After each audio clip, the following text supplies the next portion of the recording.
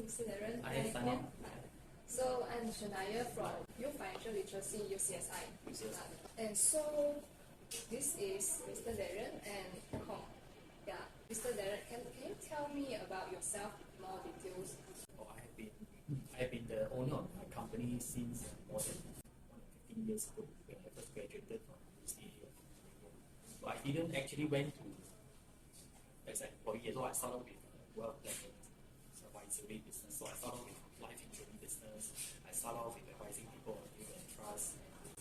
Most of my service focus on wealth planning solution. So I have been starting this company since 15 years ago, and now we are here for more than 15 years. We have developed more than 2,000 clients for our company. But this 2,000 clients is not service alone by it's by our team. So our team, most of it are undergraduate from local public or private. So we based in KL. Most of our business activities in KL, and we are dealing with personal finance sector. We don't deal with corporate finance sector. Most of the service is personal Insurance, investment, investment insurance. These are all personal financial solutions.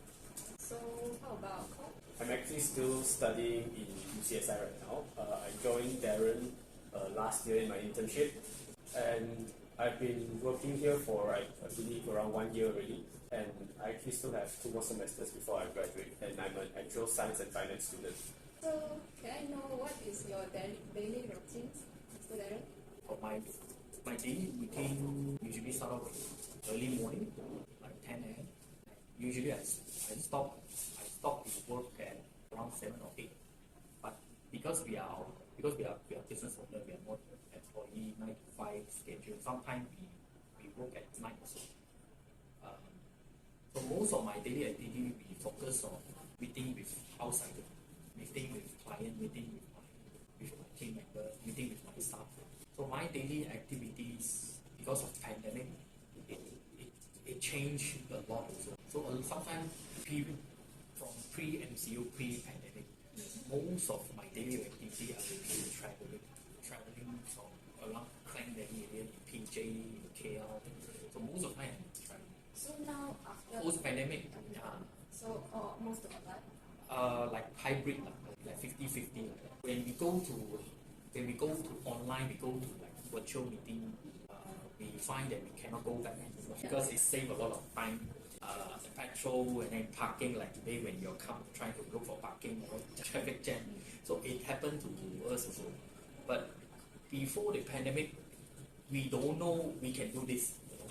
That's why we didn't practice virtual meeting before that. But now I do practice that and meeting people virtually and outside by face to face also.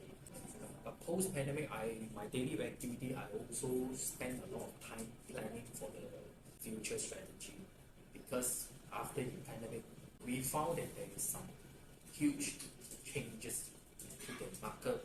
We found there's huge changes to the overall consumer behavior. So we also need to do some changes for the future development. So my daily activities, like a few hours of a day, I spend on planning like digitalization of our business. We try to do some changes to our current traditional practice. But we cannot change every day. We cannot change immediately. So we need to like take 2 hours of daily time to study which kind of solution suitable for us. We need to test and sometimes we found error. Then this all become part of my daily activities also. Because of what we call we need to change, prepare for the next 5 years, next 10 years. Which has been your more valuable in your career, your education or your experience? I would say it's both. Education is important also for me because when we are in university, some people might argue, they say studying a degree might not be useful. Studying degree is not needed. But for me, I think education is important because it teaches me the learning skill. When we have new information, when we have new things come out, Soft skills. soft or something new, I found that people with a degree background, bachelor degree, they tend to learn faster compared with those without tertiary education. They have the learning ability. So they can always learn new things faster. But I have observed many of my team, my people with a tertiary education, undergraduate, they can learn very fast.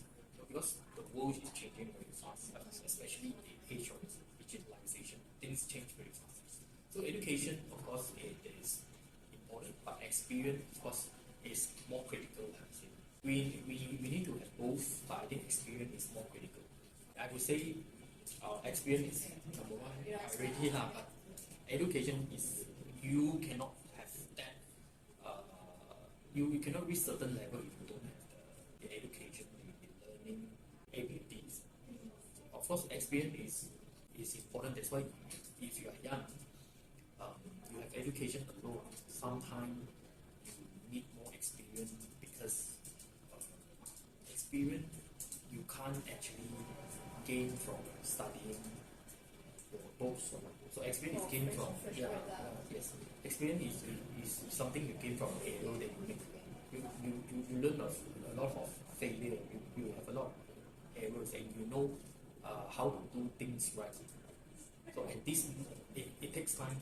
So if you don't have that experience, you need to learn from the seniors, from someone older than you. In work after. So can I know what skills did you develop in your earlier career? The skill that I developed, there's multiple skills. So I focus on 2 skills. The first one, the first skill set is the communication skill. The communication, how we communicate with people, how we get things done. So these are all the communication skills that I learned during my career. And the second, I would say, is a psychology skill. Because when we deal with, because most of our job we have to deal with human, so we need to know a little bit about psychology. So like interpersonal skill also important. Yeah, that's part of it. Oh. But I only focus on these 2 that I think is important. So maybe Gong, you can also mention what kind of skill that you learned during early days that you find useful. Darren mentioned, communication skills are definitely a must. Personally, what I found the most useful using communication is that, for example, you need to use the correct way to communicate with someone for them to actually get what you're trying to say. Because I'll give you a very personal example. For example, when my mom, she asked me to pick up after myself. She asked me to clean up my room. Boy, faster go clean up your room, something like that. But it will go through one ear and it will come out the next. I think a lot of us have experienced something like that. So it's communication. Yeah, so if let's say my mom had communicated it in the right way, let's say she made it so that I actually wanted to clean up my room, then she communicated it in a way that would encourage me to clean up my room, then I probably would have actually done it. That's just an example. That's an example. Okay. And another skill that I would say is very important right now is that I believe that a lot of business owners are trying to manage their social media. Social media marketing is something that, I mean, we have to follow the trend and keep up. Otherwise, we'll be losing out on a lot of market share, I would say. So learning how to manage your social media trends, learning how to manage interactions with your followers, that is something that I would say is invaluable. So how is your culture in your company? My culture, because I'm the boss, so basically I'm the one setting the culture. So I'm the boss. This is my team member. So I tell you the big picture first. So Gong is like, Sim Yong is like, he's a user of the system, So he had to give the feedback. I'm the creator of the culture. During my many years of business, because we are boss, we are leaders. So when it comes to leadership, there is 2 types of leadership that you can practice. Right? The first type, what I call lead hard. The second type is lead smart. Lead hard is you use force to trying to force people to do something that let's say I want you to do something, but I use a forceful way. So this is what I call a lead hard approach. Another one is lead smart approach. Like study smart, study hard, study smart. But when it comes to leadership, same goes to your when you want to study. Study smart is always better than study hard. So we also found the better way is we cannot force people. Even though you are just an internship, you are still young. If you use the lead hard approach, let's say I force you. If you don't do this, I won't give you a good grade on your internship. That's a disaster. So this is my experience. So you have to lead smart. Lead smart. You have to have that influence, influence on influence on your team member. So that influence is built based on trust. So like Akong, he trusts me, so I have an influence over him. An influence over him means that, hey, Akong, I have some project like this. So he is more willing to cooperate, not because I force him. It's because he trusts me. This is the culture that I want to build. So the culture of leader. I'm naturally I'm the boss, but I don't want to do things like forcefully. I'm the boss, so you must do it. If you don't do, I will give you a bad grade or something. So my culture is I want to have this lead smart culture in my company. So the way we practice, we try to eliminate a lot of bureaucracy, the hierarchies of those things. So let's say Akong is still in internship, he can talk to me directly. He can raise a lot of feedback. And let's say Shin Yong, he can raise the feedback because he trusts me. He also knew that he won't face with any consequences. Like let's say he criticizes something, he will feel safe, Shin Yong. So then, when you have that kind of culture, people will give you a lot of valuable information. So everyone will inject their idea. Yes, but before they want to inject, first you need to let them feel there is a trust and feel safe. Let's say if you don't say, criticize boss will gonna me something. So he will keep even good things he will keep So if this happens, then the culture will be like very low trust level, which is this is a lead hard approach. A lead hard approach is something like what happened in maybe North Korea leadership. So they force you to dictatorship, which I think lead hard approach is not efficient anymore in the age of digitalization. So people nowadays, you are exposed to a lot of information. A lot of younger generation, they like transparency. They like to be heard. Right? So I believe that this is the way forward also. So that's the culture that we are trying to build. Yeah. So something to add on, Darren talked about it from a very big picture perspective. So I'll just talk more about my experiences here, right? Being a team member. Yeah, being a team member here. So so what Darren said all just now, it's not just for the camera. It's all actually very true. Something I experienced myself. There's no feeling of you can say a boss and an employee here. I can tell them everything about my personal life also. I can tell them about what I'm thinking right now so that they can better help me, they can better guide me to where I want to be. So, and they are also very willing to guide new members, even if they are interns. And even between team members, we actually have this culture of helping each other out. So we sort of help each other out in the sense that something that she's weak in, I can help out, and something that I'm weak in, I can ask her for help. So this is a culture that's very ingrained into the company. So how do you handle your workplace disappointment? For me, I think when you practice, when you already been for a long time in the business, sometimes you won't view the disappointment as a disappointment. So disappointment, you can view this as a learning opportunity. Challenge is actually a learning opportunity. So there is no failure, only learning. So I don't think disappointment will be a bad thing. Sometimes it's a good learning process. Sometimes it will be a good learning process between the whole thing that happen. So how do we overcome? How do I handle? Usually sometimes we can take some day off, and we can do some activities to handle that. Like what activities? Maybe sport. Sport. Right? So sometimes we can do some sport, reading. That's my practice. But for me, I think how you build that kind of event is important. You must give a meaning. If you give a meaning to an event which is bad, it's a bad event. So it will be bad. If you give the event as a learn, this event is something that I can learn. So what meaning can you give to that event actually will help you on overcoming that disappointment. So do you encourage like for our juniors or then study other course and other than the main course we study?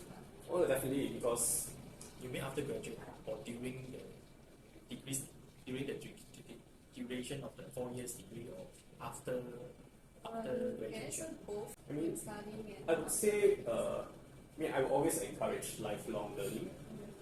It's something that I believe UCSI always encourages as well. So don't limit yourself to learning what your degree teaches you.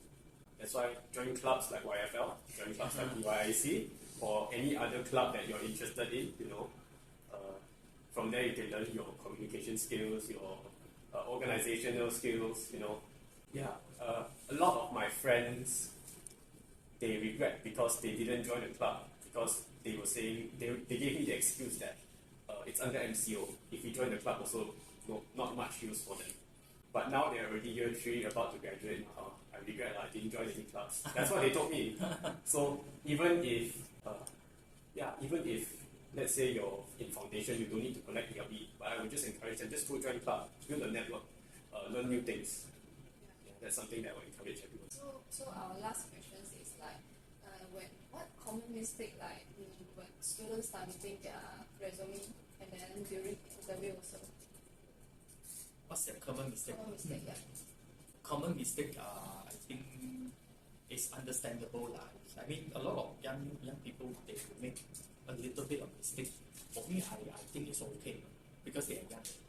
I think a lot of common mistake they make is that when they try to apply a job or they try to go for an interview or what, they don't really go and study very deeply about this company or the job. But many of the graduate they just simply send a resume, and when there is some call for them to interview, they don't really show interest during the day. Why they don't show interest is because they simply send it. They just submit and when he hit the jackpot, then he don't really go and understand what job, what company I'm going to work with. So when you having an interview one-to-one, so let's say I'm the interviewer, I can sense that you are not actually very interested in this job. You are not actually interested in what you are applying. So I think you have to apply responsibly. Don't simply go and apply. Apply responsibly means that okay, I knew this job might be useful to me, I might be interested, so then you apply responsibly and at least you know a little bit about what company, what kind of job I'm going through, so that you don't actually waste all your time and you don't waste other people's time also. So this is the common mistake. I think they think that by sending a lot of resumes, sending a lot of application is helpful to them, but I don't think it's helpful. I think we need to be like target. We need to be like target based. Which kind of job you want, which kind of company you want, and then just focus on a few that you're interested in. Or generally, you want every job done. That's the common mistake I would say. And then how they communicate with the interviewer, how they communicate during the interview. As an interviewer, I can't expect him to speak like Arnold Ibrahim. He's young man. And when you can't speak well, sometimes you just need to be sincere. Just need to be original, you just be yourself. You just be authentic, like you say. You just be original. It will create a very good impression. So a lot of people might think that I need to be acting or I want to be very formal. Actually, I don't think so. You just be yourself, be original, and it is a good impression for you too. We have ended our interview Okay, session. So thank you. Thank you, Mr. Darren, and Okay.